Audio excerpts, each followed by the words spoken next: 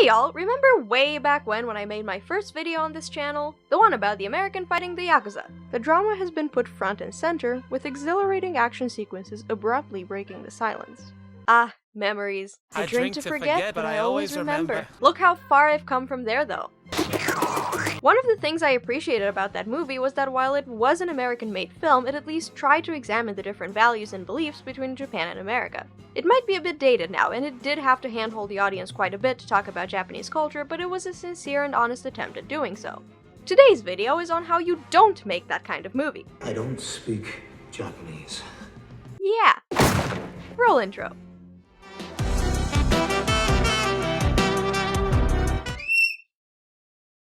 Before we dive in, why don't we talk a little bit about the movie's production history?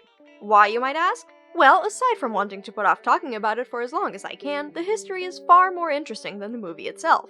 My partner came across an early draft of the script years ago and it was regarded as one of the best unproduced scripts of the year. Can't say I see how they came to that conclusion, but according to him, the script bears very little resemblance to what we ended up getting. Because of the attention that this script got, producers were quickly all over it. We first got an attempt with Michael Fassbender that went nowhere, but the second attempt is far more interesting. In the leading role would be Tom Hardy, and in the director's chair, none other than Takashi Miike. Yes, that Takashi Miike.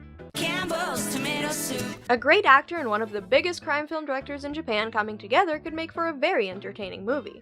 Keyword here being had, because both of them left the project and the film lingered in development hell. But of course the film got made and was finally released in 2018 to less than stellar reviews. Now, who did we get for this film? Well, we got a director who's made some pretty well-received films, and in the leading role, Jared Leto. I'm the Joker, baby! A little fact about myself is that I don't like Jared Leto. Sorry for all the Leto fans out there, but I really can't get behind his acting. It's a bit difficult to explain, but I can never see the character he's playing. I always see Leto. He's always playing Jared Leto. He always has this insane look on his face that really takes me out of whatever the hell I'm watching. Maybe I need to watch a few of his more acclaimed roles to see something different, but that's for when I actually have time in my life.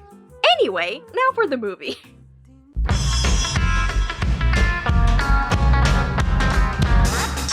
The year is 1954. 2 years have passed since America has ended their occupation of Japan. We're at a prison where conditions are less than desirable, shall we say. Most of the prisoners here are Yakuza and are as pleasant as you'd expect them to be. But among these criminals, there is one man that catches our eye, or gets lodged in it.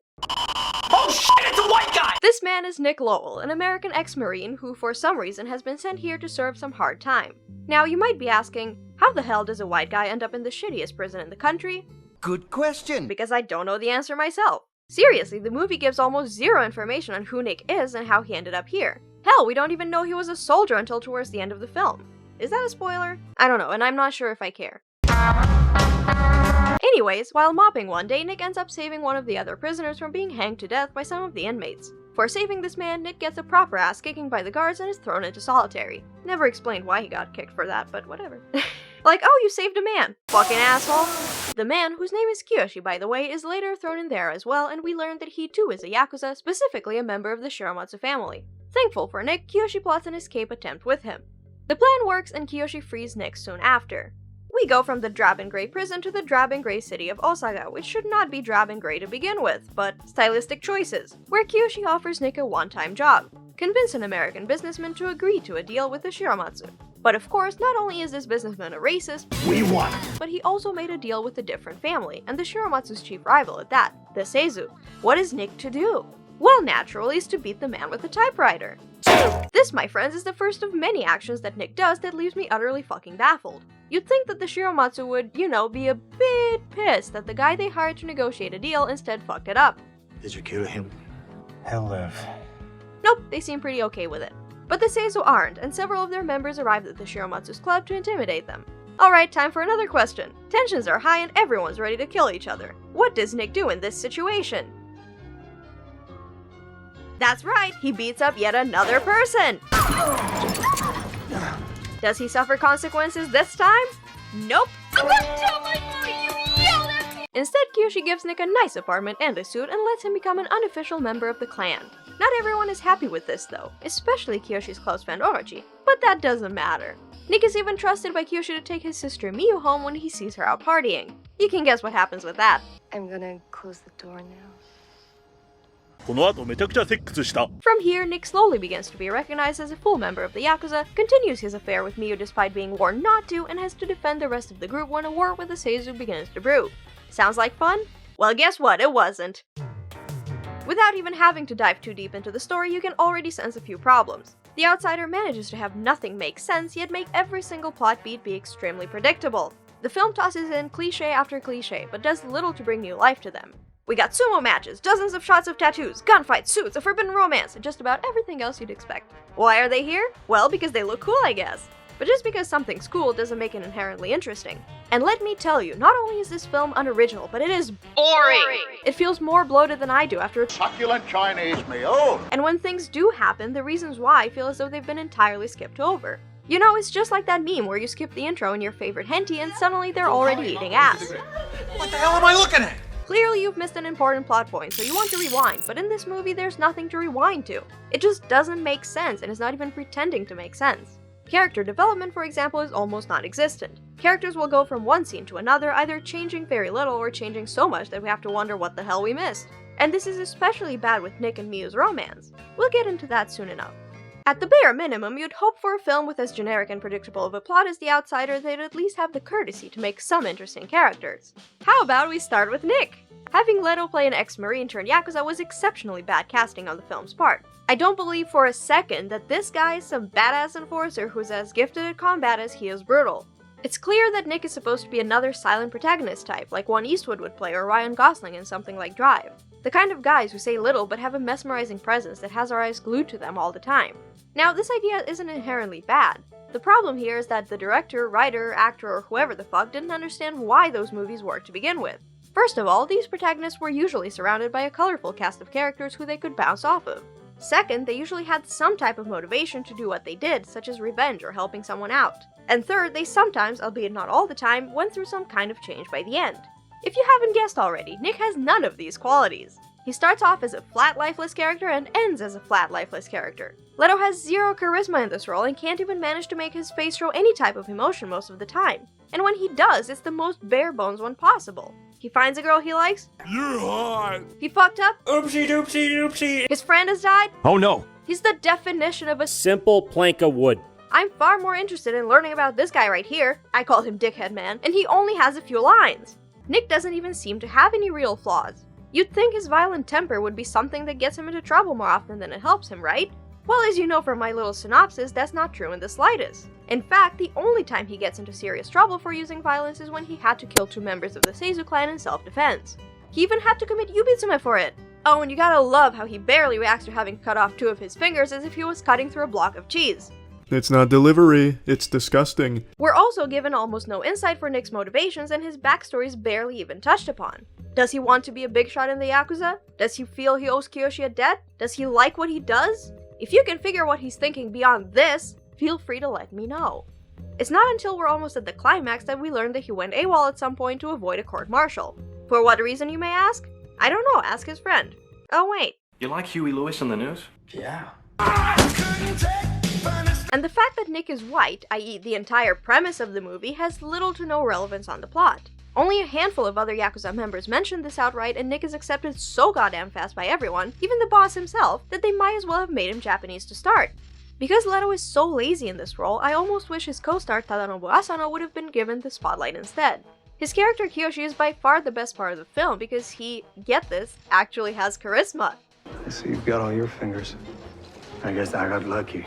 I mean, he can't do much given the material, but at least it's something. He's a lifelong gangster who isn't exactly in love with what he does, but he knows he has no other place to go. He's extremely loyal to Nick for saving his life and acts as his mentor, but isn't sure where Nick's loyalties are. Not that any of it matters for the plot, though. But his kindness to Nick also doesn't make much sense. Sure, saving his life and breaking him out of prison is important, and you understand he owes Nick a favor. But after giving him one assignment, he immediately trusts Nick? Why? In fact, he's so accepting of Nick that even when he directly goes against his demands, he forgives him almost immediately. After telling Nick that he doesn't want his sister involved with the Yakuza, you'd think he would finally face some consequence for this betrayal. But nope. I admire your honesty. She's yours to protect now. You can come over to my house and fuck my sister. Oh, while we're at it, let's talk about Miyu. Bye-bye. Ayukio. As the only female character given more than a single line of dialogue, you'd think she'd be important or at least have something of interest about her. Thank you for taking me home. Yeah. No, you baka fucking gaijin! Of course there's nothing else going on! In the course of 2 scenes, they go from waitress and client to fuck buddies. You're very beautiful. Thank you. You want to come inside? Yes. She's there to look pretty for Nick and serve as the damsel in distress when her ex-lover Orochi assaults her. As for the rest of the cast, they're equally as bland. The Americans are all boring and immediately forgotten about for the rest of the runtime. The Seizu have a gaijin of their own, but no conflict ever arises after this meeting. The other Yakuza members are all one note and barely do anything with the limited screen time that they do have. We have no sense of history or camaraderie among them and could care less when they're killed off or betray the group. Orochi is obviously a villain from the moment you hear his name, and his relationships with Kiyoshi, Miyu, and the head of the group are only explored at a surface level. The movie can't even manage to look visually appealing. My undying love for men in suits knows no bounds, but this film is really pushing my limits. The film is so dark and boring to look at that even the suits aren't enough to interest me. Why does this film feel the need to take good costumes, sets, and scenery and drain the color out of all of them? I'm not kidding when I say this, but the poster is more engaging than this film. Let that sink in. What the hell does that sink want now? But perhaps what pisses me off the most about this film is how it can't even get the basics of Yakuza Relations correct. Right away, Nick is taken in by Kiyoshi and shortly after becomes his right-hand man. Sure! A respected Yakuza member thinks it's a perfectly fine idea to take in some random white guy he just met and have him work directly under him. Actually, forget the fact that Nick is white for a moment. This kind of thing just doesn't happen. The Yakuza are very particular with who they choose to promote, and Nick has done very little to prove himself worthy of anything. Oh, and not only does Nick become friends with Kiyoshi, but he even manages to gain the trust of the Oyabun himself. And he even gets the honor of drinking with him. Not even with any of the lieutenants, but the boss himself. How the fuck even? He hasn't even taken the time to properly learn Japanese. Oh, did I forget to mention that? It was my idea, not his.